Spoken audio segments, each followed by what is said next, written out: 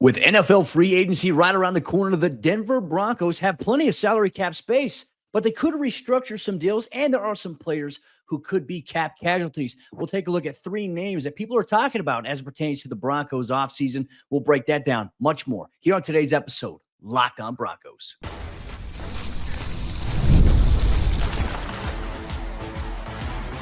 You are Locked On Broncos, your daily Denver Broncos podcast. Part of the Locked On Podcast Network, your team every day. What's happening, Broncos Country? You know what time it is. It's time for a brand new episode, Locked On Broncos, part of the Locked On Podcast Network, where it is your team every day. Thank you so much to all the everydayers out there in Broncos Country. Thanks for making us your first listen of the day, however you choose to do so. Make sure you subscribe or follow for free wherever you get your podcast so you never miss out on fresh daily Broncos news, content, coverage, analysis, and more every single day, all year long, even throughout the entire offseason, because Broncos Country, for the true fan, there is never an offseason. I'm Cody Roark, credentialed Broncos reporter for Mile High Sports, joined as always by Sayre Bedinger, site expert over there, predominantlyorange.com. And look, we got a lot to talk about here on today's episode of the show here as we look at the Broncos navigating the start of NFL free agency. Who are some cap casualty candidates or restructure candidates on this roster? John Frankllin-Myers' name was brought up by NFL.com, but we'll tell you why that's not an option here for Denver. Mike McGlinchey, a potential restructure candidate. We'll dive deep into his contract. But we're going to kick things off by looking at a possibility. And one of the things that's been talked about this offseason, will the Broncos cut Alex Singleton going into the offseason? This is some questions that we have here. We're going to break it down on today's show. So, Sayre, let's kick it off here with obviously the premier topic when we look at the linebacker situation. Alex Singleton's name has been brought up several times throughout the offseason as a potential cap casualty, someone that they could potentially cut as they look to make, more salary cap room space. I'm stuck here because, look, I don't think that Denver should do it. But when you look at the financial aspect of it, you look at him coming off the ACL injury, you have to wonder what the plan is for Singleton here with all those, factors and circumstances kind of going, summarizing him with the injury there. I would say the reason I don't think it'll happen, Sayre, on my end is because I think Denver's got a good enough salary cap space. They're not in the position that they were last year where they had to release Justin Simmons as part of the Russell Wilson thing. Right. And Alex Singleton has $0 in guaranteed salary. So, I mean, the thing with him right now, Cody, is that the Broncos are in a whatever they want to do sort of position. He counts over $6 million against this year's salary cap. As a matter of fact, as I'm looking at over the cap right now, he counts exactly $6.913 million against the salary cap, with a potential of $5.58 million in savings and only $1.33 million in dead cap if they cut him. So the Broncos could save over $5.5 million by cutting Alex Singleton. But again, you have to factor in, is that salary cap hit of just under $7 million? Is that really prohibitive to what you want to do this offseason? And because Singleton has no guarantees on his deal, does it really hurt the Broncos anything to keep him around? Like, to add cap space right now, Cody, it would mean that the Broncos have a clear plan in place to spend a majority of the 42 roughly million that they have available according to over the cap. And George Paton has gone on record earlier this year as saying they have $52 million in salary cap space, which means he knows something that we all don't. And so I can't help but wonder, what would be the motivation of cutting Singleton other than, hey, it would have to be a football related move at this point, right? Because it's not necessarily, man, we need these cap savings desperately, because the Broncos really, they don't at this point in time. They can afford to wait when it comes to Alex Singleton. They don't need to cut him right now. They could add cap space, as we're going to talk about later, without cutting anybody. And that's the reality of their situation right now. And so there's no desperation to cut Singleton. The only reasons it would make sense is obviously the injury that he had last year and the fact that he's 32 years old this coming season. Well, and I wanted to ask you another question, because remember what they did with Tim Patrick last year? Essentially, they kind of ripped up his deal and kind of came up with really a new one, like in terms of that 1 year deal. And ultimately, Tim ended up getting released after, throughout the training camp roster cut process at that point there. But for a guy like Singleton, obviously coming off the ACL injury, I found it interesting. Our good friend Mike Kliss put it out there when he did his little free agency preview over at 9news.com when he was looking at like, okay, hey, Alex Singleton, the Broncos are looking for a guy that can run to pair with Singleton there. So part of me is thinking, okay, hey, at this point, an Alex Singleton release or a cut, I think would be surprising here. To your point about it wouldn't really necessarily, help the Broncos. I mean, it does create some space, but it doesn't necessarily do anything that moves the needle for them that they can't achieve, I think, by other means of a restructure or even getting some guys some contract extensions here. And I think when you look at the outlook of the position as is, we already know, thankfully, George Paton, Sean Payton answered the question that they viewed Drew Sanders as an inside linebacker. So there is a solidified spot there. There's one guy there. Lavelle Bailey's the other guy. Now you have 3 unrestricted free agents. I think if you were to go on from these 3 unrestricted free agents and you cut Alex Singleton, it really puts, I think, a lot of pressure on the Broncos to get inside linebacker right, because that wouldn't just be one signing. They would have to do 2 or 3 signings at that position, maybe even drafting a player at some point in order, I think, to make the comfort level and the confidence level at that position be a little steady. Yeah, and George Paton said at the scouting combine on Tuesday that like they are going to add at this position, basically, is what he kind of said, right? I mean, I don't want to put words in his mouth, but when he was talking about Drew Sanders, he said that they're going to add competition at that spot. And I think you got to make it tough for both of these guys, Drew Sanders and Alex Singleton, to start for your team this coming year. And for Singleton, I like the idea you brought up, Cody, of kind of the Tim Patrick method, which was, man, the Broncos could have saved, I think, what was it, like 11 million or so last year by cutting Tim. And instead they saved, I think, a little over half that or something like that. Like, I can't remember the exact number, but just by restructuring his deal, ripping it up, giving him a new deal to basically pay him in whatever was owed dead money wise, something like that. And so why not do that with Singleton? Why not say, hey, you're slated to count roughly 7 million against this year's salary cap. We could save almost, 5.6 million by cutting you. So let's split the difference here. We'll give you 2.5 million or 3.5 million, and it'll give the Broncos a little bit of cap space, help them sign their draft class, help them put a little something here towards who knows what it could be. I don't know what it is, but it could be anything that you use that for. It's valuable cap savings in the long run. And keeping Singleton around, it kind of gives you the option to say, look, we don't want to put all our cards on the table, right? And we don't have to do that. Singleton can start for you in if need be, and he could play a high level of special teams for you. So there's no really need to cut him completely without having solutions in place, and it takes away your leverage leading into free agency, which is something you don't want. Well, I was laughing a little bit inside because you brought up like salary cap space for rookies. And I always laugh every year when everyone's like, oh, they got to have at least $10 to $12 million to sign their rookies. I'm just like, I always laugh at that notion there that you have to allocate around 10 million for that. It changes. I mean, based on who you sign, where you obviously draft them at, things along that line. Then your undrafted rookie free agents. We're talking about really the high level deal, if I'm not mistaken, isn't around $250,000 signing bonus usually for like an undrafted guy. So it's like, why like $10 million? That makes me laugh a little bit when we look at it. But I think the bigger question here at the end of the day regarding whether or not the Broncos cut or keep Alex Singleton is, with him coming off the ACL, which he's made tremendous progress in his recovery. He's running. He's doing rehab every single day at the team facility. Do you feel like he can still play at the high level in which he was? Like, here's the thing. Like, for some of the physical traits that maybe Alex Singleton lacks at the linebacker position, this guy makes up with his heart, his grit, his effort, intensity. He's a smart football player. He doesn't necessarily have to be the most physical guy there, because he is anywhere the football is. Alex Singleton is there in pursuit. And I think there was a little bit of a narrative about him that he misses a lot of tackles. And I think if you go back and you look at Pro Football Reference, he doesn't miss a lot of tackles there. And I just think overall, Denver is in a position right now. I think you need a veteran guy like Alex Singleton on your roster. Can he produce at the same level? I mean, I wouldn't be shocked if he comes into training camp on a little bit of a pitch count there and maybe even to start the season. But you bring in competition, it elevates that room. You're going to have a brand new inside linebacker coach to boot with that. That room, as you and I have talked about, is overgoing really a pretty big reset.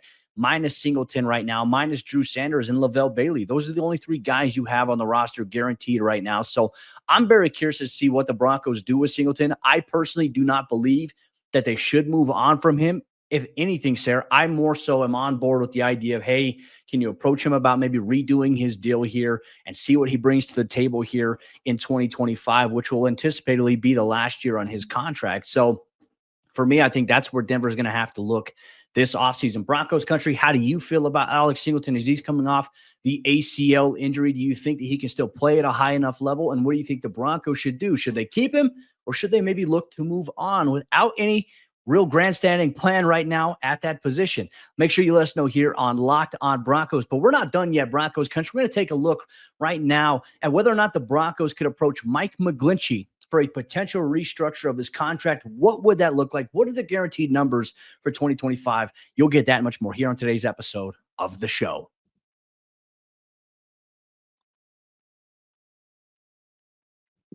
The Denver Broncos could add over $10 million in cap space by making one move, and it's not a roster cut. No, Broncos country team could, restructure Mike McGlinchey's deal and potentially add another couple of starters in free agency as a result of that. Cody and I on today's episode, Locked On Broncos, going to tell you exactly what that could look like and how or why they would be motivated to do that. But first, I want to say thank you to all you everyday listeners out there that make Locked On Broncos your first listen of the day every single day. And if you're not already an everyday listener, hey, hit subscribe. It costs you nothing. It's for free. You can do it right now, and it would take a couple of seconds. Really help out the show. Hit subscribe. Get us at the top of your algorithm so you don't miss a single ounce of Denver Broncos news, content, coverage, and more this offseason.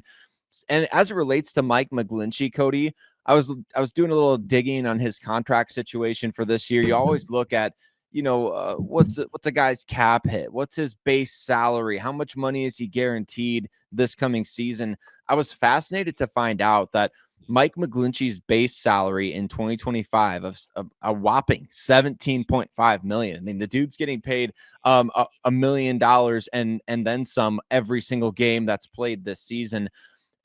That base salary of $17.5 million is fully guaranteed this year for McGlinchey as of March 18th, which, as we know, is a little over a week after the legal negotiating period of free agency begins. And so can't help but wonder if the Broncos would be motivated, since that money is already basically fully guaranteed for this year. It makes McGlinchey maybe the most obvious restructure candidate, since you could kick that can down the road. And this is why it's a great thing to have cash-rich ownership in a sense, right? Because you can front load that bonus there, and then you can add void years to the deal essentially on the back end and continue to do that. And right now, I think when you look at it, McGlinchey's got the highest overall salary cap hit, I think, on the roster in 2025. When you look at the highest contract, he's up there, right? And obviously, luckily, the Broncos, I felt like Mike played really well last year, Sayre, because remember in 2023, you and I were sitting here saying, hey, like Mike McGlinchey was good for a large portion of the season, but the penalties were an issue. There were a few times where he had gotten beaten. I didn't feel like Mike had any of those moments where he was a reason the Broncos offense was going backwards. I thought having a quarterback like Bo Nix, and I think this also goes to Sean Payton's point about how sacks really are a quarterback stat at this point. You look at the difference between Bo Nix and Russell Wilson and how maybe Mike McGlinchey, Garrett Bowles both played and the offensive line played. I think it's a significant difference there. I thought Mike McGlinchey did a really good job. And look, for him to suffer that MCL injury, go on injured reserve, miss that time, and really come back with not even like a full practice there. Like, remember, it was after that Los Angeles Chargers game, and Denver now had to prepare for the Saints on week 7, Thursday Night Football. Denver didn't have any full official practices. Everything was an estimated walkthrough to come back off of the walkthrough, go through and play the game there. I was impressed with McGlinchey, who played at a higher level than I thought he did in his first season with Denver. And then obviously now it's like, okay, Sean Payton talked about it. The Broncos, they get to the playoffs, they lose in the wild card round. Okay, hey, they had a good season. They had some missed opportunities, but none of that matters now because Sean Payton and George Payton, they have flipped the proverbial board over with all the pieces around. And now they're saying we're starting over at this point as we build for 2025. Can't help but think, look, Mike McGlinchey is a big part of what they plan to do here. They've talked about the investment in the offensive line, where they're at. Asking McGlinchey to restructure at this point not only creates more salary cap space for you, but it allows you to add more pieces, whether it be on offense or defense, that can maximize the window that you have now here with Bo Nix going into his second season. And because you're already committed to that 17.5 million as of March 18th, like this isn't a situation where, hey, we get to see is he healthy after training camp? Is he healthy after the preseason? You are guaranteeing 17.5 million for this coming season as of March 18th, which means that you've already probably thought about the restructure that's going to happen this year. And now you can add that cap space. Actually, Cody, if you do a little digging on over the cap, what I find very fascinating is that the Broncos can add up to, I think their total was over 111 million in total cap space just by restructures. And Over the Cap has done digging into every contract in the league in terms of what's the maximum restructure number for every player that's capable or eligible for that. The Broncos could jump all the way up to over 111 million in cap space this year. That's with 33 million, in total dead money at this point. So I think that's not obviously going to happen. They're not going to restructure every contract, but in case anybody's wondering about flexibility or how easily the salary cap is manipulated, that question always comes up when we're discussing hypothetical moves or trades or signings, things like that. People are like, well, we don't have enough money to do that. Folks, trust us. There's people out there that are not Broncos fans that have done the research that have proven that this team has the flexibility to do whatever it wants over the next handful of years. And the reason why kicking the can down the road is not a bad idea in this instance is, like I said on yesterday's show, the percentage of the cap that whatever the restructure bonus would be, spread out over the next 5 or 6 years. The reason why it's not a big deal is because the percentage of the cap gets lower and lower and lower every year that you're taking that hit. Smart teams are doing this, Cody. Smart teams are doing the void years. The Eagles are doing it. The Chiefs are doing it. I know the Saints got into trouble with the Drew Brees situation and they don't have a quarterback, but if the Saints had a quarterback, their situation wouldn't be as pronounced as it is. So I just think with McGlinchey, you could save potentially over 12 million. That's where like the maximum the Broncos can save according to Over the Cap in terms of a restructure. They could save between 10 to 12.1 million. And I think that's a no-brainer. And that would give us the figure that George Paton said back in January, right? The Broncos right now, they're at 42 million, according to the estimates. If you restructure McGlinchey, that would put you at 52 million roughly. So, that would set you up to do whatever you want in free agency.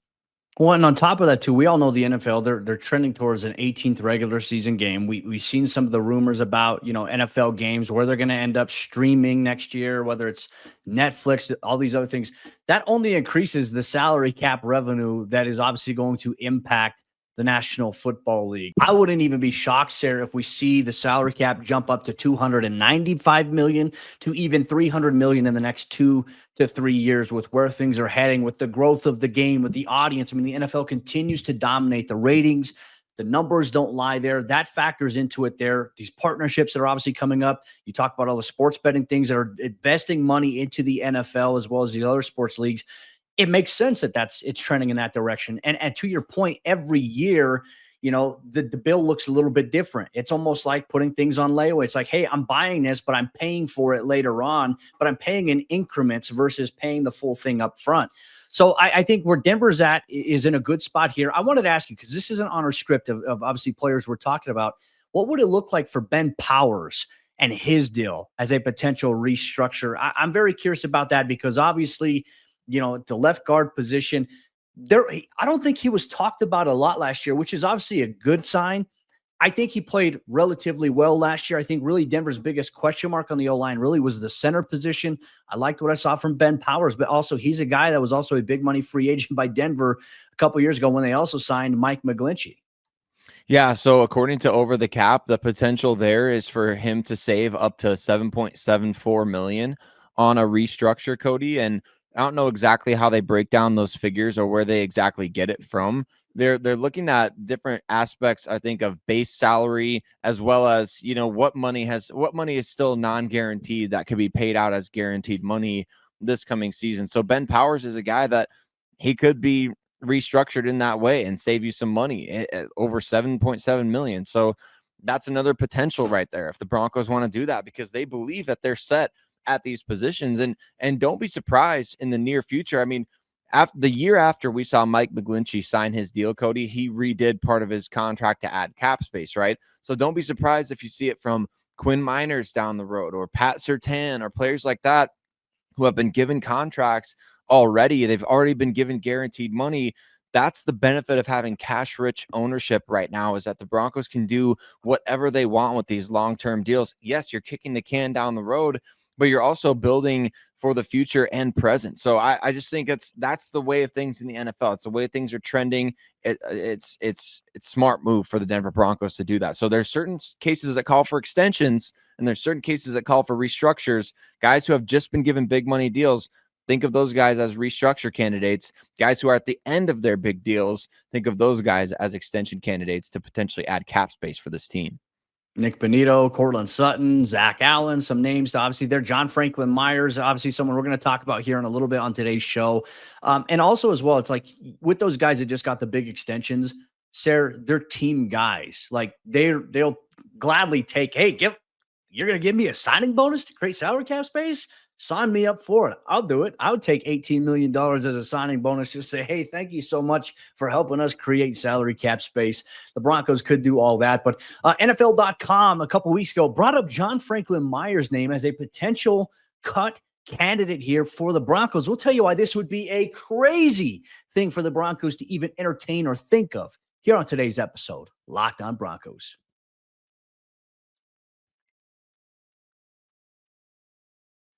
John Franklin-Myers, a cut candidate before the NFL offseason begins on March 12th. That's wild. NFL.com put something out not too long ago suggesting that the Broncos could look at cutting John Franklin-Myers. We'll tell you why it's crazy here on today's episode, Lockdown Broncos. Real quick, thanks to all the everydayers out there. Thanks for making us your first listen, however you choose to do so. You know, every single day when you wake up, your boys, Sayre and Cody, we got a brand new episode of Lockdown Broncos for you on your commute to work, or if you're sitting at your office and you want something to get you through the day, you know you got us. We always will bring you Broncos content wherever you're at. We appreciate you so much for rocking with us, making the show exactly what it is, even throughout the entire offseason, where there might not be a lot happening, but there is a lot of moving pieces. It goes back to one of my favorite quotes from the Boondock Saints. Sayre, it's like we're like 7-Eleven. We're not always open, but we're always doing business. That's where we're at here. And obviously the Broncos, they're in the business of doing business.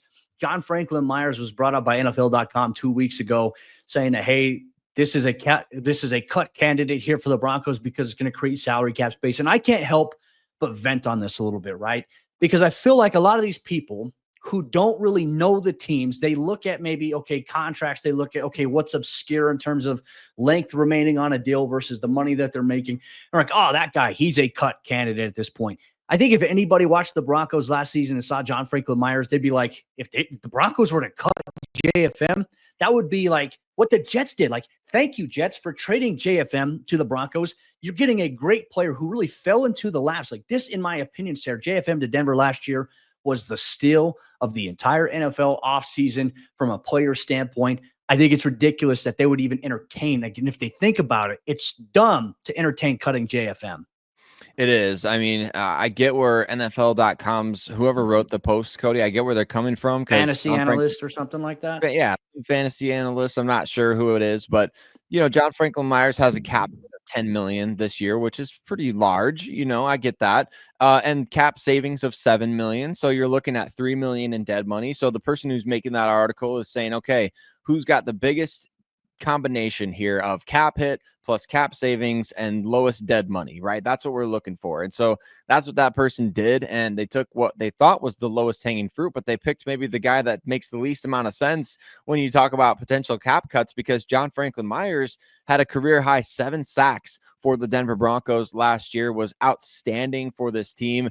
And look, George Paton told us when he met with the media at the scouting combine, he said that when they graded last year's roster, the 2 highest graded units of any on the team were the offensive and defensive lines. And you already have a big name free agent set to hit the market in DJ Jones. So you're talking about the potential that DJ Jones will test the market and potentially sign elsewhere, but then also cutting John Franklin-Myers. So you're saying, effectively, as this writer, you're saying that the Broncos would take from their what they believe is their strongest unit last year and cut 2 of their most important guys, or let go of 2 of their most important guys. I don't think that's wise business. I think that's roster malpractice. And I would be more so looking at, hey, let's add a couple more years to Franklin-Myers' deal here and see if we can't keep keep him around into his early 30s. Well, and I think that's really where we're looking at right now. Like the next logical discussion here for JFM was, hey, extend him, right? Imagine Denver takes care of Zach Allen, JFM, Nick Bonito. You keep those guys that are very important on your front line of that defense there. You keep them in here long term, as you already got guys like Jonathan Cooper locked up. DJ Jones could come back on a 1 to 2 year deal, but you're also like Sean and George Payton both also said at the combine as well, is that they believe that their trenches are the strengths, but they also believe in continuing to add to that. Like you can never have enough. Like we talk about it so much about you can never have enough cornerbacks. You can never have enough edge rushers. The principle now around the NFL is you can never have enough depth at your defensive line. I mean, Denver went out and they got Malcolm Roach, and obviously we saw Jordan Jackson take a massive leap in his game last season. And I think that there's room on that defensive line where the Broncos can obviously upgrade and improve. And I think that involves maybe moving on from Inyoma Uwazurike. I think Denver can add a player who can give them more at that position than any can at this point. To me, cutting that, as you said, I would be furious. I mean, we would do a breaking news episode if the Broncos were to entertain moving on from JFM and say, what are they doing? When George Payton and Sean Payton have clearly said, we love what we have here. It's the strength of our team. We believe in adding depth to it to make it even better and stronger going forward here. It's wild. So I think JFM's more so an extension candidate here this offseason than anything else. Yeah, and it's important to remember too that the Broncos are currently projected at over 130 million in next year's salary cap. So that's where the no dead cap. No, there's no dead cap, zero dead cap for the Broncos next year. So we'll have a party on the show at the beginning of the 2026 league year, I suppose, to celebrate that. But look, the reality is that they're in a prime position to extend guys for the next window of time. It doesn't have to be a 5 or 6 year extension for guys. You can really help the team now and into the, relative immediate future, 2 to 3 or 2 to 4 years, by just slapping an extension on a guy and kicking the can down the road of when you have to come to the decision of cutting him. That's just the reality the Broncos are currently living in now that they're coming away from the Russell Wilson deal and into the meat of Bo Nix's rookie quarterback contract. That's a huge situation for them to have 130 plus million on next year's cap. It means that they have flexibility, ultimate flexibility over the next 2 to 4, maybe 2 to 5 years to extend whoever they want to. And 2 years from now, let's say 2027, we're having the same conversation. That's where John Frankllin-Myers might be a cut candidate because he'll be 30, 31, 32 years old, something like that. So that's where you have those discussions, not when the guy's 28 and coming into the best years of his NFL career, playing on a very team-friendly deal. Yeah, no, I agree with you as well. And also it goes back to, and I don't think we touched on this enough, the youth movement that Denver had to embrace last year. They have so many young guys on this roster, Sayre, that allows them, I think, that ultimate flexibility, right? If these young guys play up to their potential, I mean, Denver is getting good value from those players and those positions. And you look at estimated market value from some of those guys as obviously time goes on. Denver's going to be in a good position to extend some of the younger guys years down the road, which in return, we talk about the higher salary cap space every single year and more wiggle room. Well, now that just extends it even further. You get rid of the dead cap after this season. You already have an anticipated number going into next year. But then let's say you get some extensions done this year. That makes it even more big, not even more bigger, but even more wiggle room here for George Payton, Sean Payton to maneuver. And I'll say this, one thing that George and Sean talked about, and specifically more so George at the NFL Combine, when talking about building around Bo Nix, he said, we need to build the right way. And it's not necessarily like adding the best wide receiver is going to help with Bo. It said, we need to make the best team overall around Bo, the better, as best of a defense as we can, the best special teams that we can, and also the best offense that we can around Bo.